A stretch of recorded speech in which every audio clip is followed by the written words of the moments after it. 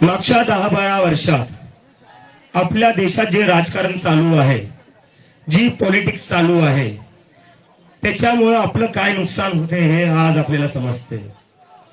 10-12 वर्षापासून देशात नुसतं हिंदू मुसलमान हिंदू मुसलमान हिंदू मुसलमान चालू आहे। याच्यानी हे करता काय, याच्यानी हे आपल्याला कुठे ना कुठे मॅनिप्युलेट करताय। आपण ऍज अ सिटीजन विचार करणं बंद केलेलं आहे। आपण हिंदू किंवा मुसलमान आहे या पर्स्पेक्टिव्हने आपण विचार करतोय। त्यांना आपण हेच पाहिजे, त्यांना डिवाइड करायचं आहे।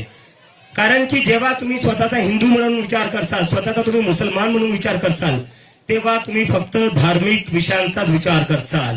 तुम्ही एम्प्लॉयमेंटचा विचार नाही करणार, तुम्ही एज्युकेशनचा विचार नाही करणार, तुम्ही जॉब्स महागाई याचा विचार नाही करणार।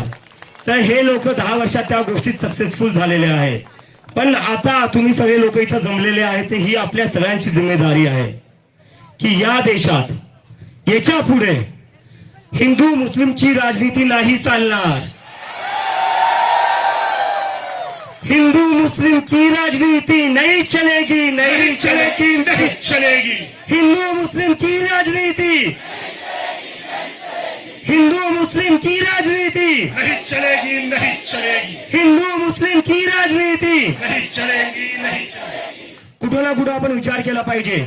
ज्या हिंदू मुस्लिमच्या राजनीतीने राजकारणाने आपल्याला दिलं काय, आज देशात 40 वर्षात सगळ्यात जास्त अनएम्प्लॉयमेंट आहे। कशामुळं?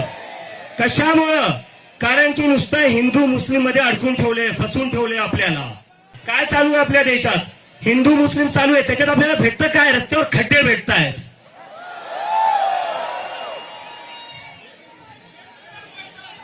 हिंदू मुस्लिमच्या राजनीतीमध्ये आपल्याला भेटतं काय? आपल्याला कोसळणारे पूल भेटतायत, त्याच्यात हिंदूही मरतायत, त्याच्यात मुसलमानही मरतायत।